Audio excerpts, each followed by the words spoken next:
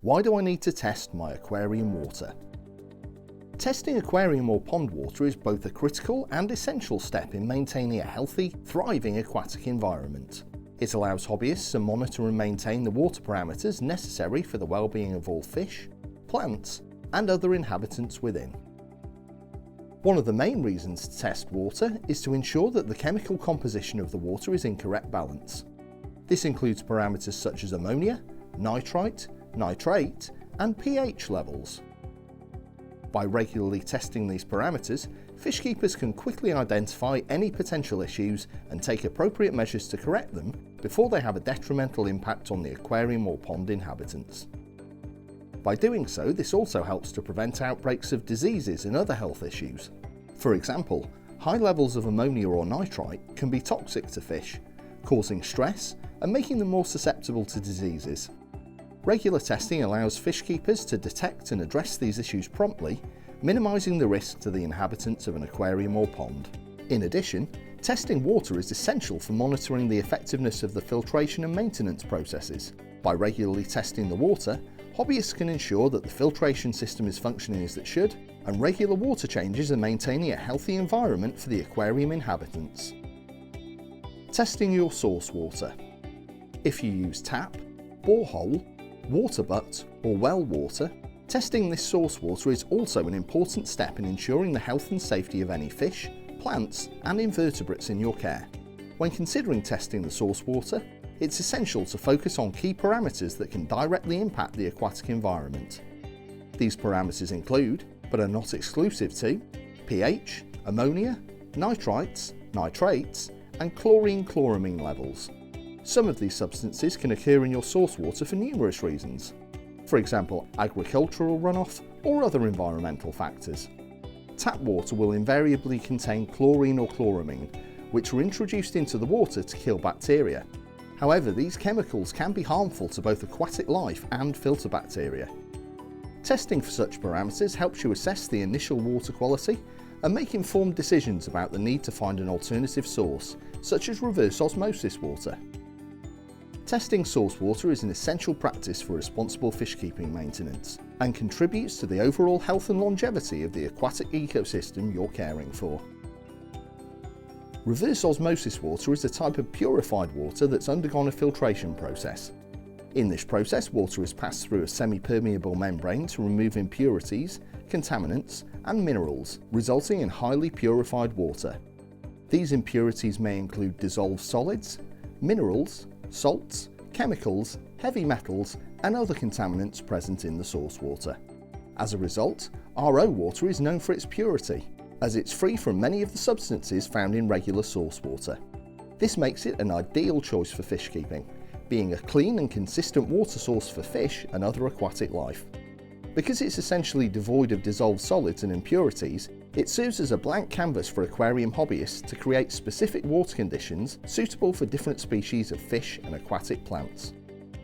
It's important to note that while RO water is highly pure, it's also devoid of essential minerals that may be beneficial to aquarium inhabitants.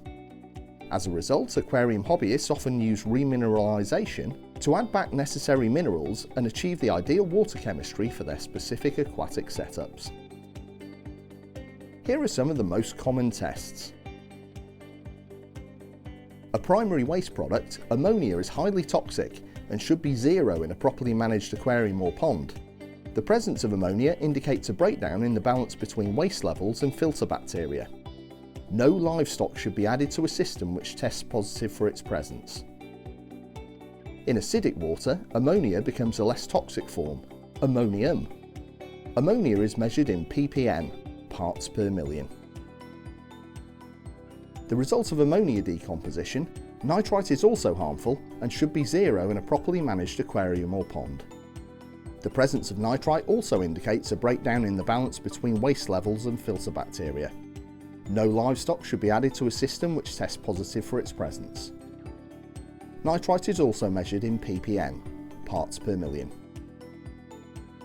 The least toxic of the nitrogen-based pollutants, nitrate is less harmful but can be problematic if allowed to accumulate. Aim to keep levels as low as possible and certainly less than 40 ppm. Be aware that established livestock can adapt to higher concentrations that will be harmful to newly added animals, even members of the same species. Nitrate is measured in ppm, parts per million. A measure of the biologically available minerals, carbonate hardness buffers organic acids that would otherwise drop pH levels, as well as being important for the healthy metabolic function of aquatic creatures, including filter bacteria. Ideal range will vary depending on the species kept, but most aquaria should be kept within a range of between 6 and 15 dkh. For a pond, levels should be between 6 to 14 dkh. KH is usually measured in degrees of hardness. 1 dkh is equal to 17.9 mg per litre or 17.9 ppm. Unlike KH, general hardness doesn't fluctuate and has less of a bearing on the day-to-day running of an aquarium or pond. GH and KH aren't always closely related, and it may be necessary to buffer a low KH despite high GH values when keeping hardwater species.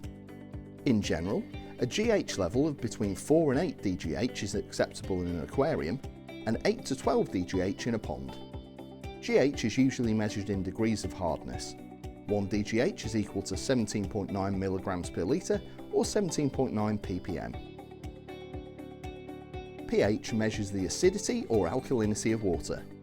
pH can be very significant for species adapted to extreme conditions, and for these some manipulation may be required, often in tandem with adjustment of KH, as the two parameters are closely linked. For most aquarium and pond species, a pH around neutral, 7 to 7.5, is ideal, but tap water often carries values of 8 or above, which may be too high for softwater species.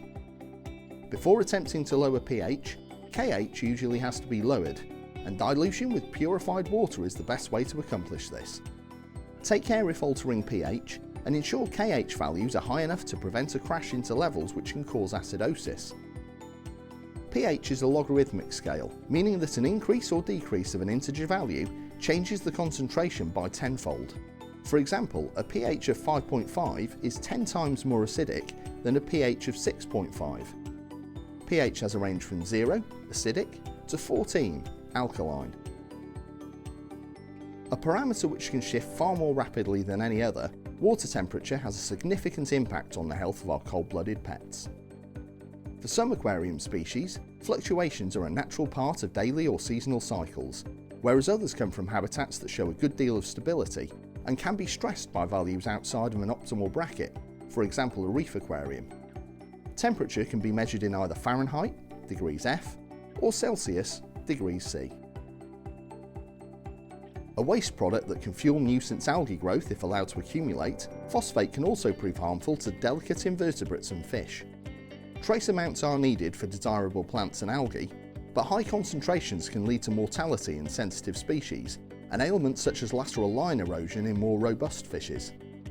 Ideally, phosphate levels should be between 0.02 and 0.10 in freshwater aquariums and ponds, and between 0.01 and 0.03 in marine aquariums. Phosphate is measured in ppm, parts per million.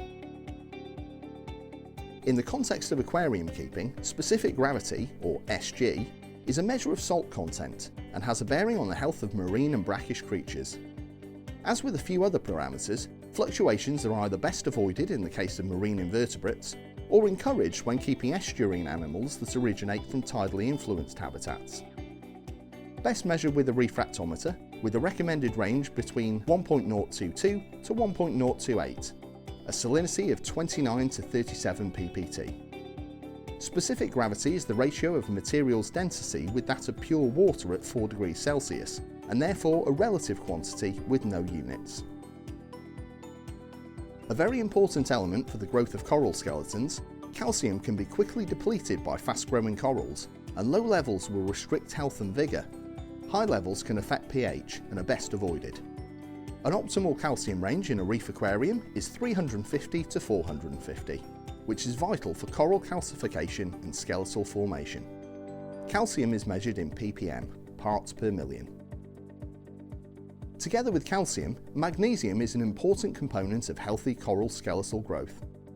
Low magnesium levels can inhibit calcium uptake, and the two parameters should be monitored closely in systems housing fast-growing SPS corals especially. The recommended level of magnesium in reef aquaria is 1180 to 1460. Magnesium is measured in milligrams per litre, which is the same as ppm, parts per million. An important element for coral function, iodine is used by symbiotic algae that dwell inside both hard and soft corals. Although only necessary in trace amounts, a lack of iodine can have a significant effect on the pigmentation and health of corals, as well as being important to invertebrates such as shrimps and crabs. A good range of iodine to aim for in a marine aquarium is between 0.06 and 0.10. Iodine is measured in ppm, parts per million. Please ask in our stores for more information regarding RO water, or any other questions you may have relating to testing your aquarium or pond water.